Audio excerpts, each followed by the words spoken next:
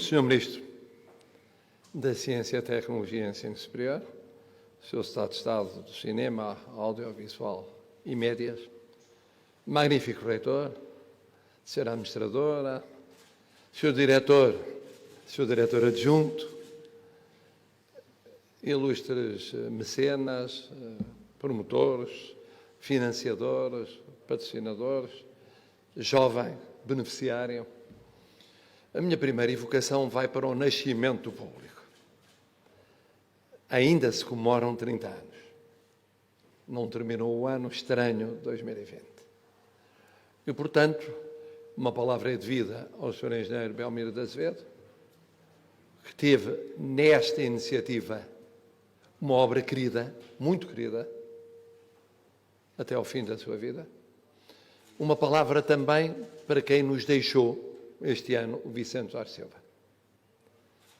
que com a sua característica muito peculiar, que bem lhe conhecemos e que bem admiramos nele, teve, porventura, no público, o momento mais alto da sua existência como jornalista e como homem da cultura.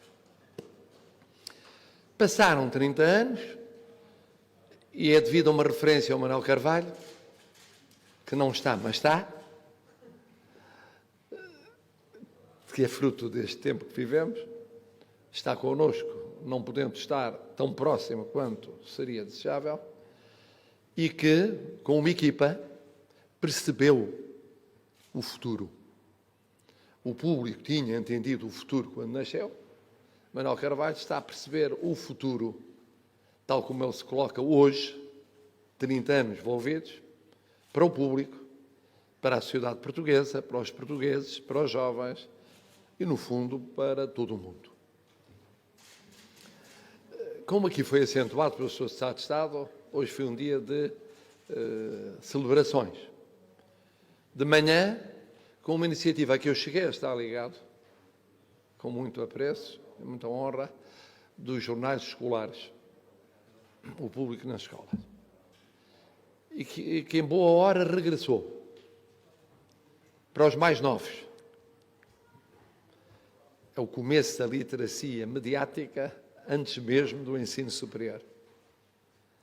E a literacia, mais do que isso, o gosto, o culto do saber fazer jornais. Nas escolas, num ano letivo particularmente difícil. E agora a segunda edição daquilo, a cujo nascimento nós assistimos, em formato maior por um lado, menor por outro. Maior por um lado, porque não tínhamos os problemas de distanciamento social deste tempo de pandemia. Menor por outro, porque eram menos aqueles que merecem uma palavra, porque apoiantes da iniciativa. Porque eram menos os beneficiários. Porque a iniciativa não se tinha expandido o que se expandiu da primeira para a segunda edição. E é bom ouvir o recém-eleito Presidente do Conselho dos Reitores das Universidades Portuguesas não só testemunhar o seu apoio, como explicar a razão do apoio. Porque é que a literacia mediática é tão importante para a democracia em Portugal? Há um ano, verdadeiramente me preocupava, lembrar-se-ão um ou outro dos que aqui estiveram, era a sobrevivência da imprensa em Portugal. No sentido das dificuldades económicas e financeiras, que não são só portuguesas, são da imprensa um pouco por toda a parte, mas que são muito sentidas em Portugal. Passou-se um ano, não podemos dizer que tenha sido resolvido totalmente o problema, houve passos importantes que foram dados, mas houve outros fatores de preocupação que naturalmente nos não devem abandonar se pensamos na qualidade da democracia portuguesa. E tem a ver com a aposta na formação de jornalistas, tem a ver com a viabilização dos órgãos proprietários dos jornais, tem a ver com a sua projeção num tempo de pandemia, mesmo com o digital, mesmo com a expansão do digital. Foi um tempo difícil para quem acredita ainda nos jornais lidos, nos jornais de papel, tempo bem difícil. Mas hoje queria falar deste tempo de pandemia e de dois desafios que ele colocou e coloca de alguma maneira relacionados com a iniciativa que nos reúne. O primeiro tema é o da crise económica e social que decorreu da pandemia. Inesperada nos seus contornos, inesperada naquilo que teve de rapidez de globalização, inesperada, no caso português, por seguir, não muitos anos depois, a uma outra crise completamente diferente. São muitas crises em pouco tempo por razões completamente diversas. O que é facto é que, até por causa da crise, faz um sentido redobrado esta iniciativa do público no ensino superior. Porquê? Porque os estudantes do ensino superior mais dificuldades têm em tempo de crise. Na leitura de jornais, na aquisição de jornais, na assinatura de jornais, isto é, até na compra de livros, isto é, num conjunto de atividades que são fundamentais para a riqueza da democracia portuguesa. Mas há uma outra vertente, que é a vertente da importância da literacia mediática, e nomeadamente através de jornais, para a compreensão da pandemia. E aqui há uma palavra de gratidão a dar. Como em tudo na vida, houve, tem havido e haverá, na cobertura jornalística da pandemia,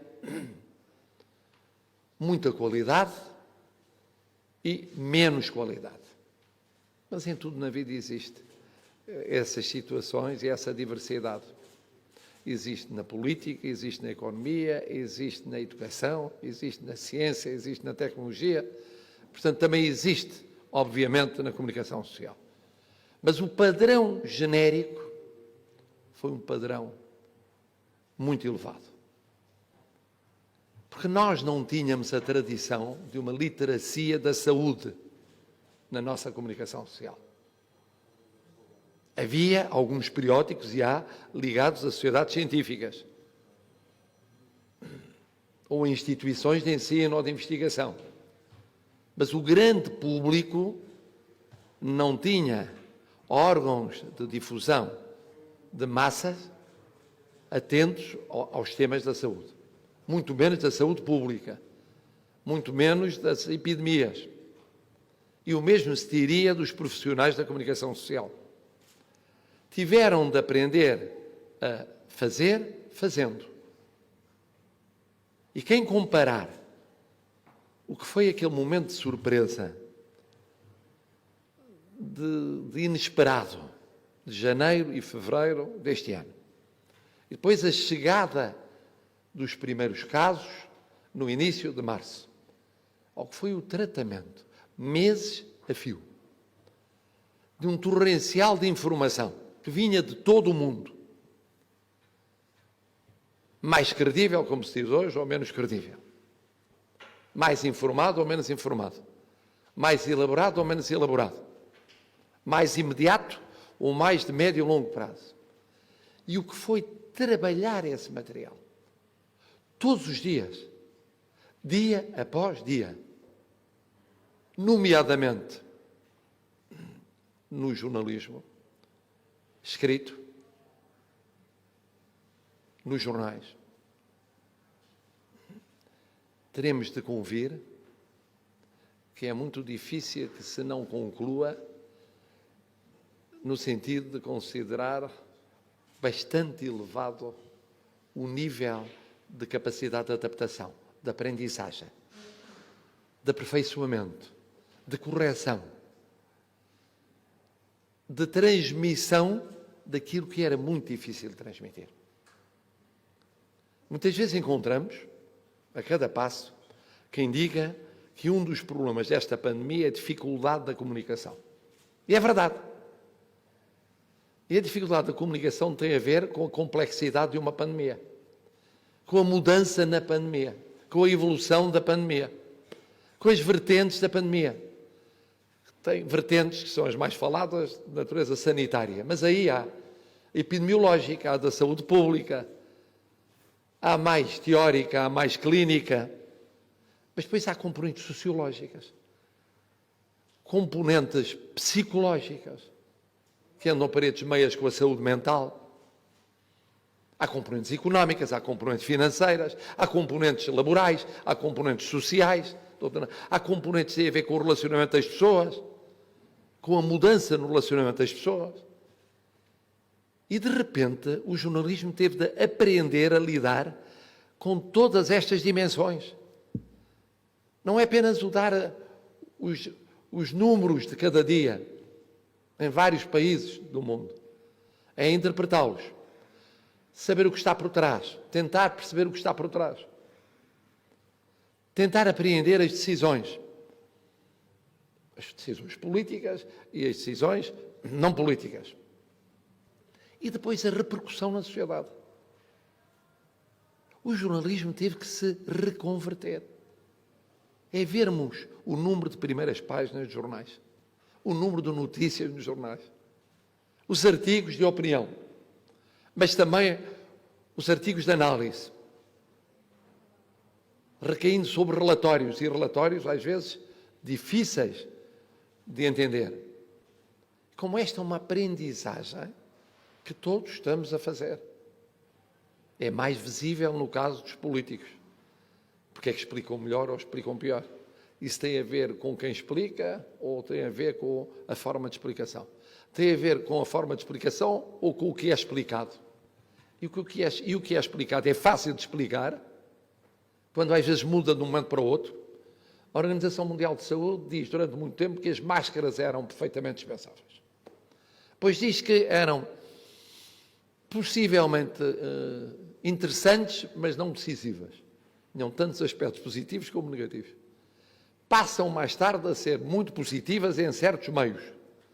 E depois há uma generalização. Isto sucede em 6 meses, ou menos de 6 meses. E o mesmo se dirá dos testes. É preciso testar muito ou testar pouco? Talvez testar apenas os sintomáticos. Não, afinal é fundamental testar aqueles que não são sintomáticos. Porque há uma maioria esmagadora de assintomáticos e que não deixam de ser muitíssimo relevantes. Este percurso é um percurso seguido por organizações internacionais, às vezes por instituições ou personalidades científicas, pela natureza das coisas, também por decisores políticos ou por transmissores mediáticos. E é um caudal impressionante. A literacia mediática foi testada e testada seriamente neste ano de pandemia. Está a ser testado e continuará a ser testado. Tomemos agora a problemática das vacinas, que é uma fase ulterior no mesmo processo pandémico.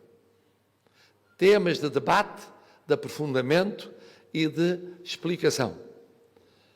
Primeiro, entidades que estão neste momento de variada natureza em múltiplos países do mundo, com a produção de vacinas nos seus braços.